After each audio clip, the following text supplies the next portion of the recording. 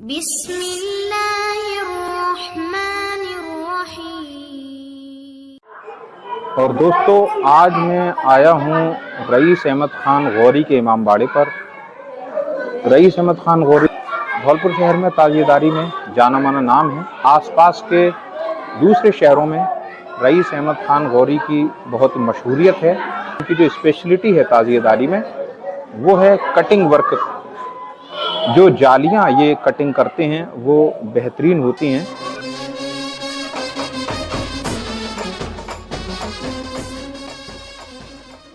और ये है दोस्तों इस ताजिए का नीचे का बेस, जिसको इनकी लैंग्वेज में तख्त कहा जाता है। और इसकी जालियां आप बहुत करीब से देख सकते हैं। 244 जालियां हैं इसमें। 244 यानी 244 जालियां हैं पूरे इस बेस में। और दोस्तों, इस काम को देख करके ताजमहल में की गई पच्चीकारी की याद आ जाती है। जिस तरीके से एक पच्चीकार अलग अलग पत्थरों के पीसेस को मार्बल में जड़ते हैं, ये उसी तरीके का एक बहुत अच्छा ये काम है। और अंदर तक आप देखें डिटेल।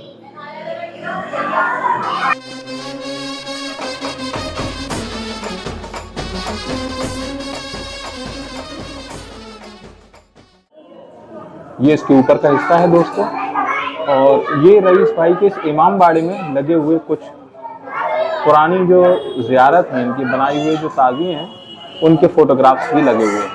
2013, 2021, 2022। अपने साथ साथ रईस भाई जो हैं बहुत से दूसरे लोगों के लिए भी ताज़िया बनाते हैं। और आइए हम इनके इमामबाड़े में चलते हैं और इनसे ये जानकारी हासिल करते हैं घर में किस तरीके से ये ताज़ियेदारी होती थी, कैसे इनको ये शौक़ लगा, इनके घर में कौन कौन इनकी हेल्प करता है।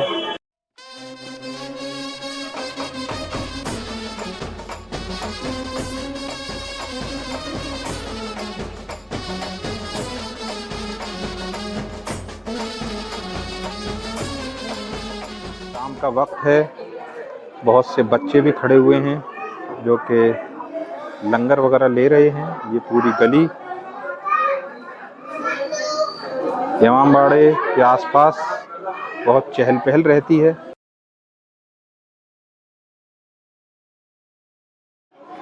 रईस भाई अस्सलाम वालेकुम। वालेकुम अस्सलाम। और हजरत क्या हाल चाल है? बस बढ़िया है साहब, अल्लाह का शुक्र है मालिक का। आज हम आपसे कुछ जानकारी हासिल करेंगे आपके ताजिए के बारे में। क्या आप सबको बताना चाहेंगे? बिल्कुल बिल्कुल बताएंगे साहब। दोस्तों, रईस भाई अपने ताजियेदारी और अपने डिज़ाइन के बारे में बताने के लिए बहुत उत्सुक हैं। ये रईस भाई का इमामबाड़ा है और यहीं पे ये ताजिया 9 तारीख को रखा जाएगा। आइए अब चलते हैं रईस भाई के इमामबाड़े के अंदर।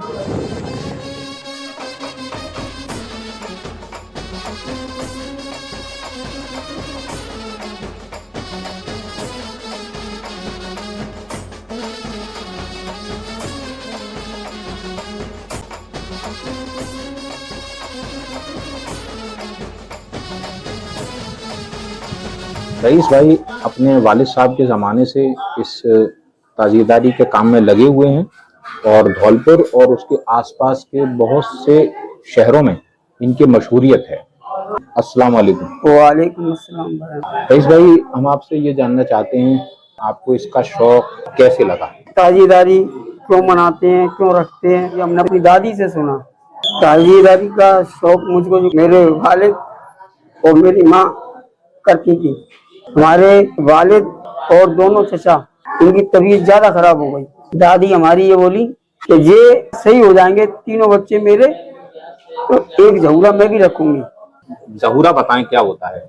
जहूरा ताजिए का एक छोटा रूप होता है। एक छोटा तो मन्नत का था। रखने के बाद मतलब उससे ये हासिल हुआ कि हमारे चचा की वालिद की तबीयत ठीक हो गई। अल्लाह अल्लाह। देखिए, हजरत इमाम हुसैन के रोजे की जो ने एक मॉडल बनाया और हमने उनका रोज़ा करबला शरीफ तो नहीं जा पाए, लेकिन इनकी दादी ने वो रोज़े का मॉडल बनवाया और उस पर कुछ मन्नत मांगी तो उनके तीनों बेटों की तबीयत भी कुछ ही वक्त में ठीक हो गई, जैसा कि रईस भाई ने हमको बताया। और अगर कोई शख्स इमाम हुसैन अली मकाम के रोज़ा मुबारक करबला शरीफ मुअल्ला की ज़ियारत कर ले और वहां जाकर के कोई दुआ मांग ले तो उस दुआ के क्या कहने हैं। तो हज़रत अकीदे की बात है, इमाम से और अहले बैत अतहार से मोहब्बत बहुत ही लोगों की है और ये मंजिल मकसूद है एक मोमिन की, क्योंकि हुजूर अकरम सल्लल्लाहु ताला अलैहि वसल्लम ने फरमाया कि दुनिया में दो ही चीज आपके लिए छोड़ के जा रहा हूँ, एक अल्लाह की किताब यानी कुरान मजीद और मेरी अहले बैत यानी उनका खानदान। तो जैसा रईस भाई ने बताया कि दादी का जो अकीदा था वो इमाम हुसैन अली मकाम से ज्यादा था, तो उन्होंने इस तरीके से मन्नत मानी और एक छोटा ज़हूरा जिसको कहते हैं, एक छोटा ताजिया वो उन्होंने रखा। तो रईस भाई, जैसा आपने बताया कि आपने अपने वालिद साहब को देखा, आप उस वक्त कितने बड़े थे? उस टाइम मेरी उम्र करीब करीब 11-12 साल की होगी। तो घर में उनकी कोई और भी मदद करता? जी हाँ, जी हाँ।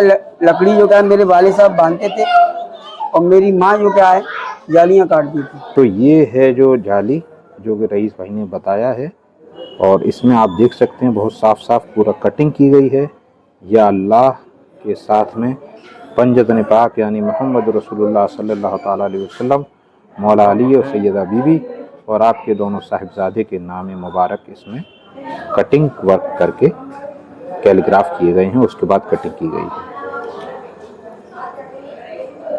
अच्छा, जाली के। हाँ, और मेरे बड़े भाई साहब सुल्तान अहमद राई साहब वो जो क्या है जालियाँ लिखते थे। अच्छा, यानी कि उस पे जो कलमा वगैरह या हाँ, कोई और कैलीग्राफी करनी होती थी? जी हाँ।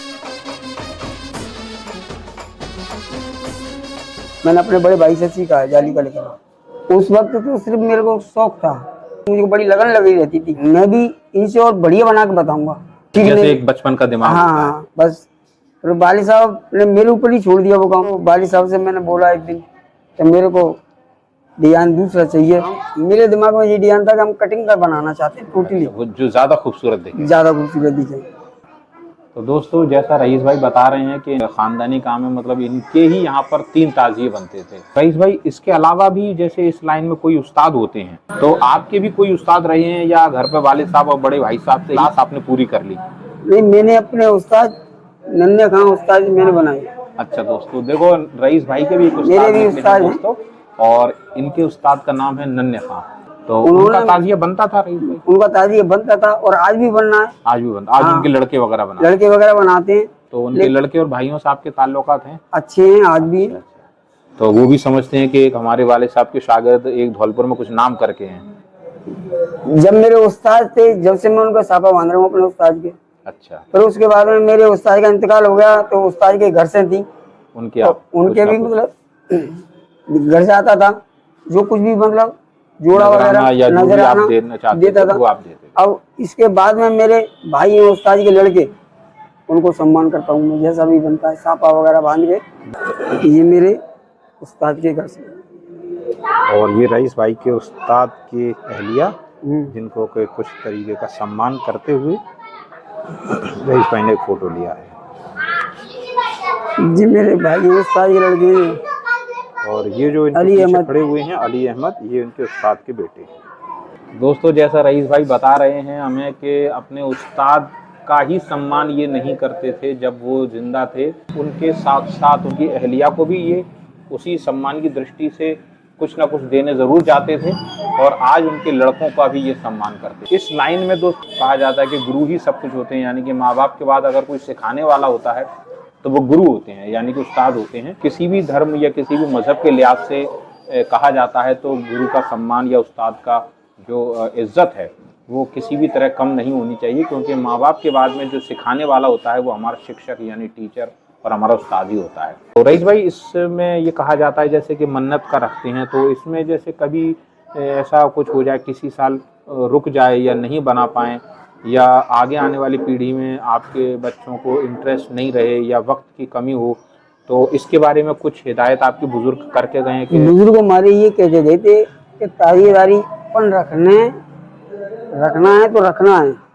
अच्छा, मतलब करनी है। हाँ, ये तुम्हारे ऊपर है काम, तुम कितना बढ़ाते हो। अच्छा, बढ़ा लो, लेकिन बंद नहीं करनी है। काम कम करो लेकिन अच्छा करो। ठीक है। मेरा एक शागिर्द है, इमरान बेग, जी अच्छा। जो कि नाना साहब के बाड़े में धौलपुर में ही रहती है। सबसे बेस्ट शागिर्द है मेरा, बहुत अच्छा उसके हाथ में काम है और बड़ी लगन से बड़ी मेहनत से करता है। मेरे भी उससे यही कहना है कि कम कर अच्छा कर। अच्छा करो।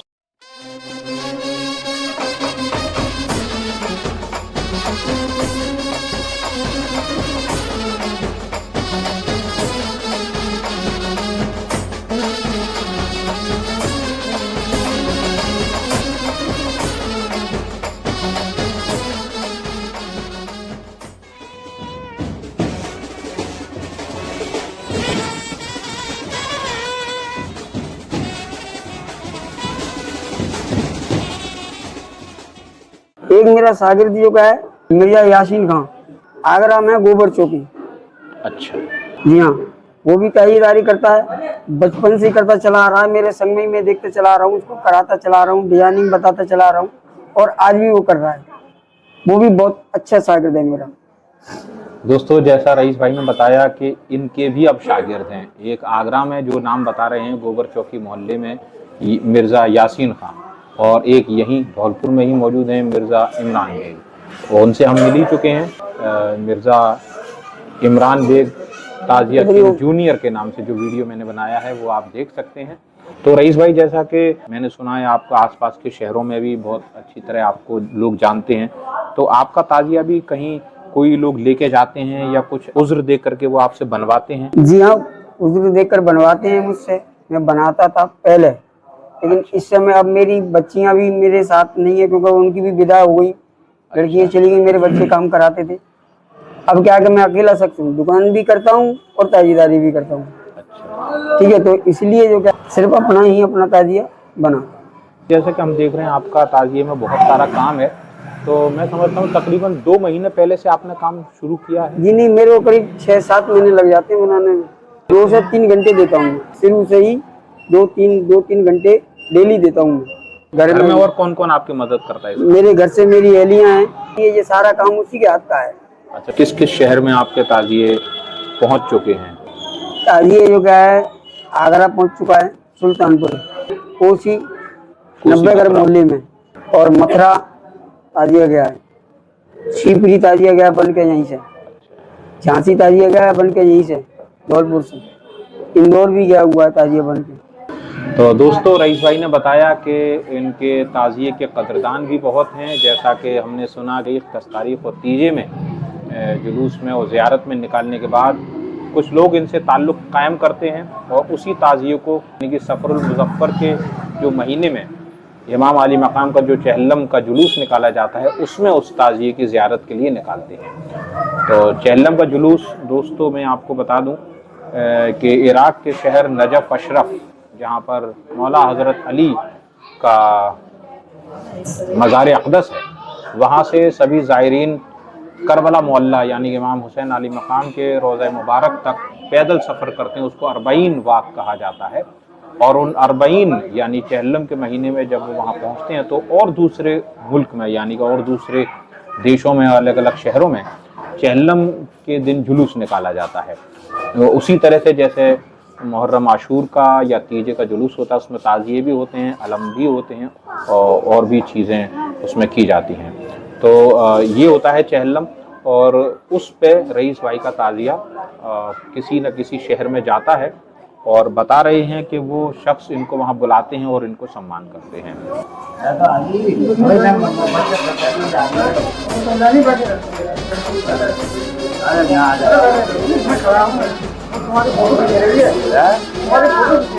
अच्छा।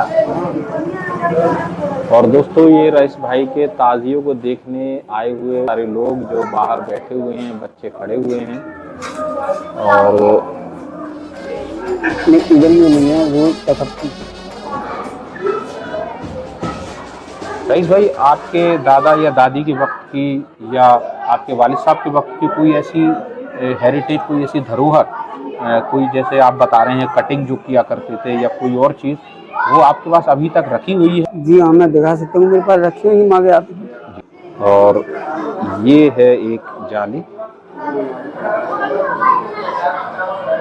ये देखिए दोस्तों, इसमें अलहम्दु लिखी हुई है अपनी। और इसमें ये बता रहे हैं ये सूरह फातिहा लिखी हुई है इस कटिंग में। ये मेरे माँ के हाथ की है ये जाली।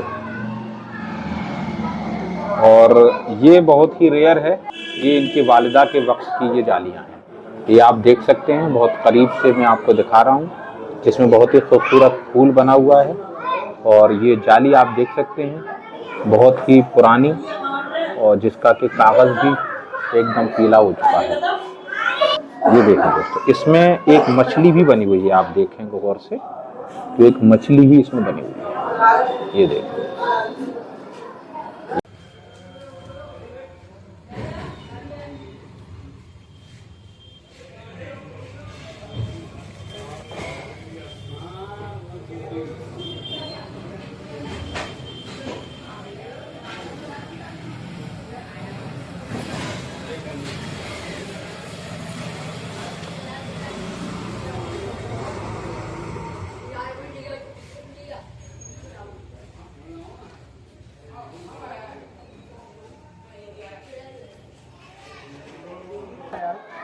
ये देखिए।